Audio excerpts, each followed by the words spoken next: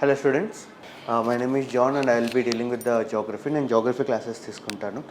Competitive ఎగ్జామ్కి conceptual clarity అనేది చాలా అవసరం, రైట్? ఎంతైతే మనకు ఎక్కువ కాన్సెప్చువల్ క్లారిటీ ఉంటుందో అంత మనము ఎగ్జామ్లో బాగా పర్ఫామ్ చేయగలము.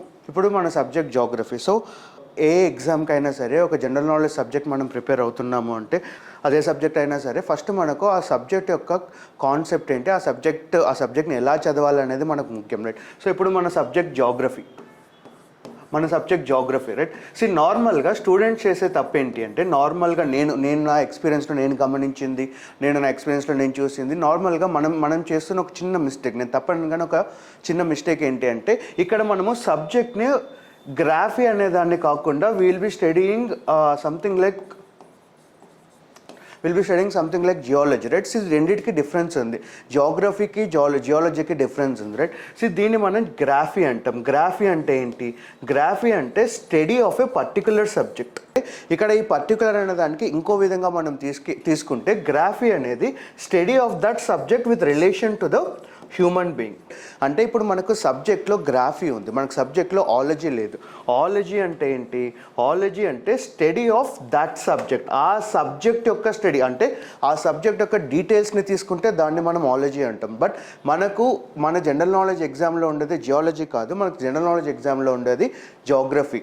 గ్రాఫీ అంటే ఏంటి? ఒక హ్యూమన్ బీయింగ్కి సంబంధించి ఆ సబ్జెక్ట్ మనకు ఎలా ఉపయోగపడుతుంది అనే దాన్ని మనం స్టడీ చేయాలి. సో నేను గమనించిన దాంట్లో మీరు ప్రీవియస్ ఇయర్ క్వశ్చన్స్ మనం ఏవి తీసుకున్నా కూడా జనరల్ నాలెడ్జ్ సంబంధించి క్వశ్చన్స్ మాత్రమే ఉంటాయి. For example, there is a very famous question. The question is like, నేను సింప్లిఫై చేస్తే క్వశ్చన్ని ఆన్ ద కంట్రీ సైడ్, అంటే ఊరు అవతల there is an buffalo in a lake and ఆ బఫెలో మీద ఉన్న ఏవైతే బర్డ్స్ ఉన్నాయో ఆ బర్డ్స్ ఏంటివి అని అడిగారు.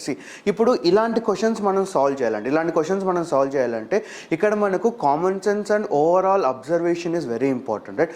జియోగ్రఫీలో మనం ఇలాంటి క్వశ్చన్స్కి మనం రెడీగా ఉండాలి, రైట్? జియోగ్రఫీ అంటే లైక్ ఎర్త్ డెన్సిటీ ఎంత, ఎర్త్ సైజ్ ఎంత, లేకుంటే ఎర్త్ ఎప్పుడు ఫామ్ అయింది, దే ఆర్ ఇంపార్టెంట్. అవి ఎందుకు ఇంపార్టెంట్? ఈ సబ్జెక్ట్ బ్యాక్గ్రౌండ్ మనకుంటే దీంట్లో మనం జనరల్ నాలెడ్జ్ని మనం ఈజీగా సంపాదించుకోవచ్చు, రైట్?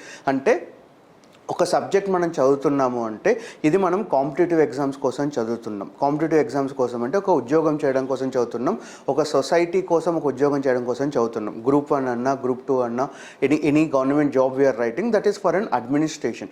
సో అడ్మినిస్ట్రేషన్లో మనం ప్రజలతో కలిసి పనిచేయాలి.